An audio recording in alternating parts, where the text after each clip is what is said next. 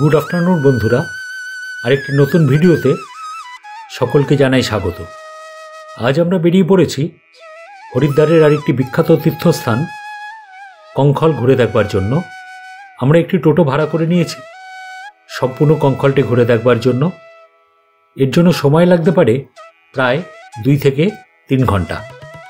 প্রথমেই আমরা চলে এলাম শ্রী পূর্ণানন্দ আশ্রমে, যা নওঘরা মন্দির মানে 9টি গ্রহের মন্দির নামেও খ্যাত। এখানে মন্দিরের ভেতরে শ্রী সিদ্ধেশ্বর মহাদেবের একটি স্ফটিকের শিবলিঙ্গ আছে, যা প্রায় 400 বছরের পুরানো।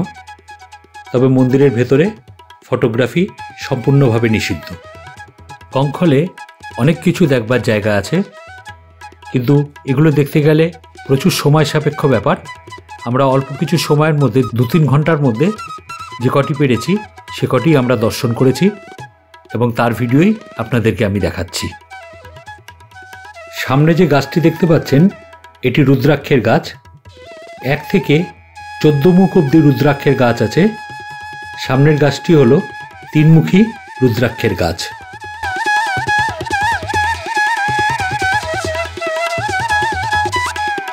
এবার আমরা যাচ্ছি কঙ্খলের দক্ষ মহাদেব মন্দির এবং সতীকুণ্ড দর্শন করতে। এই মন্দিরটির নামকরণ করা হয়েছে সতীর পিতা রাজা দক্ষ প্রজাপতির নামে।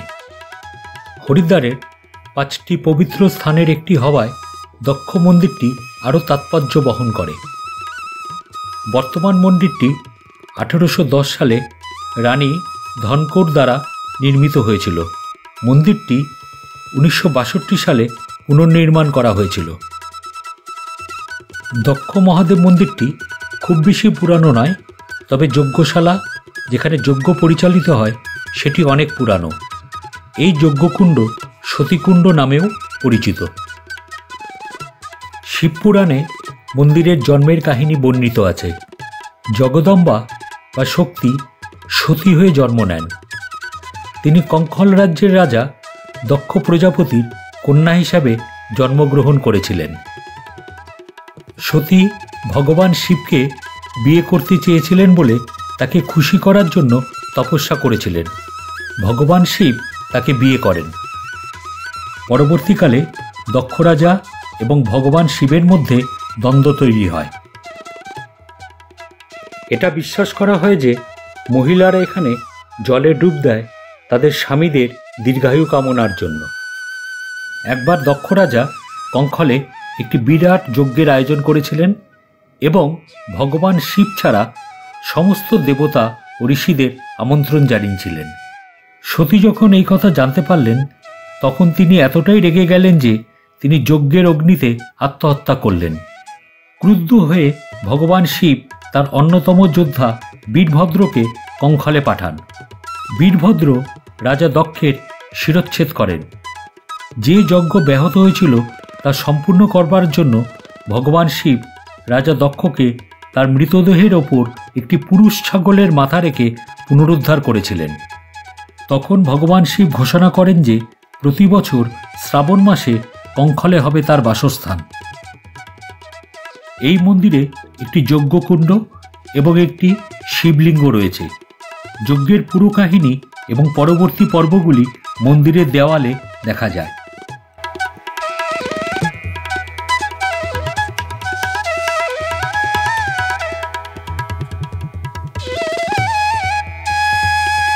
এই মন্দিরটি পুরো ঘটনার স্মৃতিচারণ করে। মন্দিরটি 1963 সালে কঙ্খলের মহানির্বাণ আখড়ার দ্বারা সংস্কার করা হয়েছিল। কঙ্খলের দক্ষ মহাদেব মন্দিরের কাছে অবস্থিত পৌরাণিক মন্দির শীতলা মাতার মন্দির। এখানে সতীমাতার জন্ম হয়েছিল। শ্বাসযন্ত্রের সংক্রমণ, চিকেন পক্স বা অন্য কোনো রোগে আক্রান্ত হলে এই মন্দিরে এসে ঝাড়ফুঁক করালে তারা সেরে উঠবেন। এই বিশ্বাসেই দূর দূরান্ত থেকে ভক্তরা মন্দিরে ছুটে আসেন। কথিত আছে যদি কোনো ভক্ত কোনো ইচ্ছা নিয়ে এই মন্দিরে আসেন তবে তার ইচ্ছা পূরণ হয়।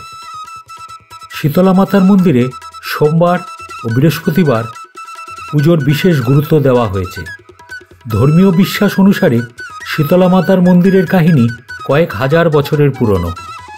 ভগবান শঙ্করের প্রথম স্ত্রী মাতা সতীর জন্মস্থানে নির্মিত শীতলা মাতার মন্দিরে দূর দূরান্ত থেকে ভক্তরা আসেন।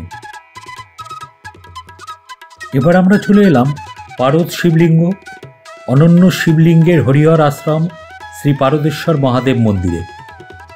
হরিদ্বারের শীর্ষ আকর্ষণগুলির মধ্যে একটি হওয়ায় সারা বছর হাজার হাজার ভক্ত এখানে আসেন।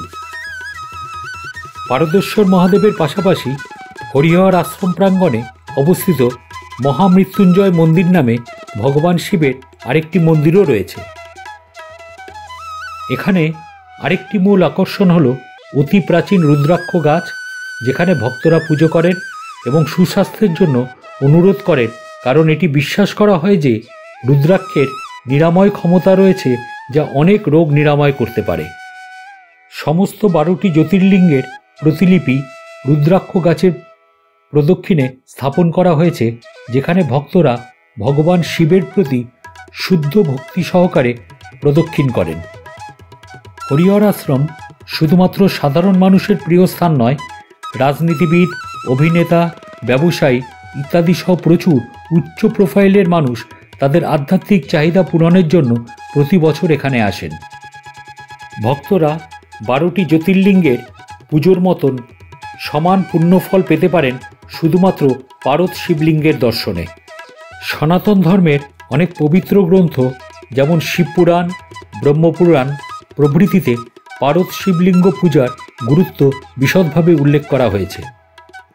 পারদ শিবলিঙ্গটি 151 কেজি পারদ থেকে তৈরি, তাই এটি পারদ শিবলিঙ্গ হিসাবে জনপ্রিয় হয়ে ওঠে এবং হরিদ্বারে অত্যন্ত উচ্চ ধর্মীয় গুরুত্ব রাখে। ভক্ত ভগবান শিবের কাছ থেকে আশীর্বাদ পেতে পারেন এবং তার সমস্ত ইচ্ছা পূরণ করতে পারেন। এইভাবে কখনো কখনো পারদ শিবলিঙ্গকে মহালিঙ্গম বা রাসলিঙ্গম হিসাবেও উল্লেখ করা হয়। ভিডিওটি পছন্দ হলে অবশ্যই লাইক, শেয়ার এবং সাবস্ক্রাইব করবেন, আর কমেন্ট করে অবশ্যই জানাবেন ভিডিওটি কেমন লাগলো। পরবর্তী ভিডিও খুব তাড়াতাড়ি নিয়ে আসছি, আমাদের সঙ্গে থাকুন। হর হর মহাদেব, জয় মা গঙ্গে।